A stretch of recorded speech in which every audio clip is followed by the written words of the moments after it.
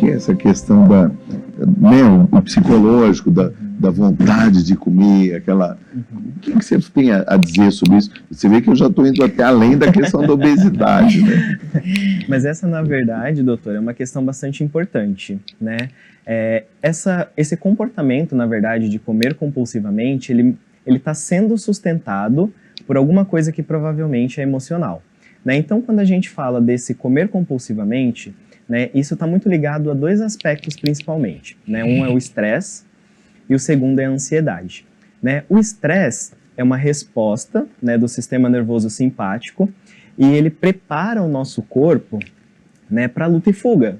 Então, o nosso corpo e o nosso cérebro, eles ficam preparados para a resolução de conflitos, para lidar com conflitos, essas coisas, né? O que acontece é que nesse estado de estresse nós temos uma baixa energética muito grande, né? Energia física, mental mesmo, para realizar essas atividades diárias, né? E aí, o nosso cérebro, ele tenta compensar essa baixa energética, né, principalmente com alimentos que vão trazer essa energia, né, que vão repor essa energia, e que são alimentos mais gordurosos ou com muito açúcar, né? Então, esse é o caso do estresse, né?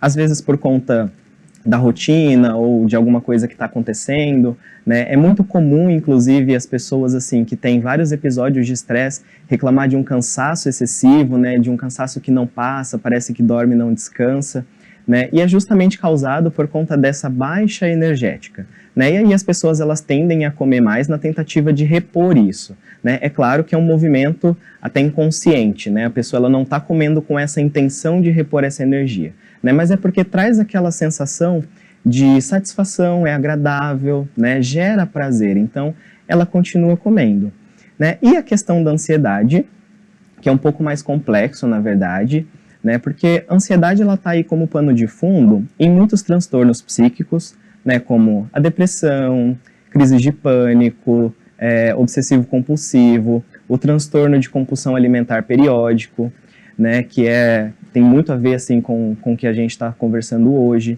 né? Também está por trás aí de várias doenças psicossomáticas, como problemas gastrointestinais, problemas respiratórios, crises de bronquite asmática, né? Então, olha quantas coisas, na verdade, né, essa ansiedade ela pode se tornar, né? Então, a gente precisa tomar muito cuidado, na verdade, quando a gente começar a sentir os primeiros sintomas assim, de ansiedade, para que a gente aprenda a lidar com ela, né? Sentir ansiedade é normal, é natural, é uma emoção como qualquer outra, né? O que faz dela patológica é a frequência e a intensidade com que a gente sente essa ansiedade, né? Então, comer quando está se sentindo ansioso, né, o que acontece? Nós temos uma unidade que é psicofísica, né? Então, mente e corpo são dois componentes trabalhando por uma unidade, né? Então, eu preciso fazer atividades aqui fora, né, de forma que isso me traga satisfação pessoal, né, de forma que isso faça com que eu me sinta realizado.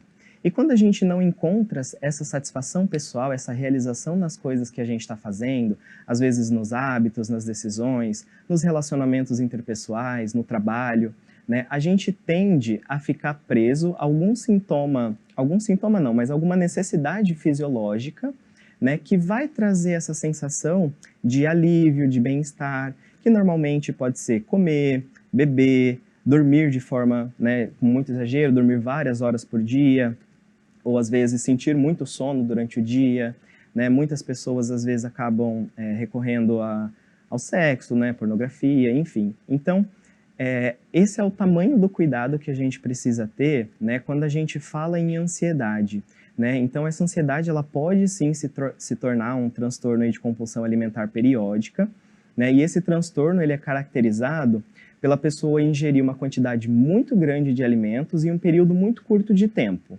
né? Então, não é comer muito durante o dia todo, mas é comer tudo de uma vez só. Rodízio. Isso. Né? Ó, pessoal, cuidado com o rodízio. Né? E aí a gente até leva em consideração essas questões, né? Tem ambientes em que, naturalmente, a gente acaba comendo um pouco mais do que deveria, né? Como, por exemplo, um rodízio, né? Agora, num almoço em casa, num jantar em casa, às vezes vai tomar um café da tarde, alguma coisa, e acaba ingerindo uma quantidade muito grande de alimento, né? E aí tem outros sintomas também, né, que as pessoas podem observar é se está comendo escondido por conta da vergonha, né, se está comendo muito além do que deveria, assim, a pessoa já tá, comeu o suficiente para estar saciada e ela continua comendo como se fosse perder o controle, ou como se não tivesse o controle da quantidade que está comendo. Né? Então, esses são indicativos, na verdade, muito fortes desse transtorno de compulsão alimentar. Né? Então, a ansiedade, o estresse e várias outras coisas, elas acabam impactando diretamente essa questão da alimentação. Né? É muito comum alguns pacientes que chegam até nós, né, com quadros assim de compulsão alimentar, né, e que têm tido um ganho de peso muito grande, às vezes até já com obesidade, né, e a gente costuma perguntar que tipos de sentimentos estão ligados ou associados a esse quadro de forma geral. Né, e as pessoas, a grande maioria assim, das respostas é ansiedade, angústia, depressão, às vezes até o luto. Né? Então, é muito importante que a gente esteja atento assim, a esses primeiros sinais de ansiedade, porque a gente pode até ver essa ansiedade como um indicativo. Né? Ansiedade nos dá os sintomas de tremedeira, taquicardia, às vezes sudorese. Né? A gente classifica esse conjunto de sintomas como um mal-estar. Né? E esse mal-estar é um indicativo de que algumas coisas precisam mudar. Né, ou em nós, ou a forma como a gente tem se relacionado com algumas situações, né, com a nossa vida de forma geral, com os relacionamentos interpessoais.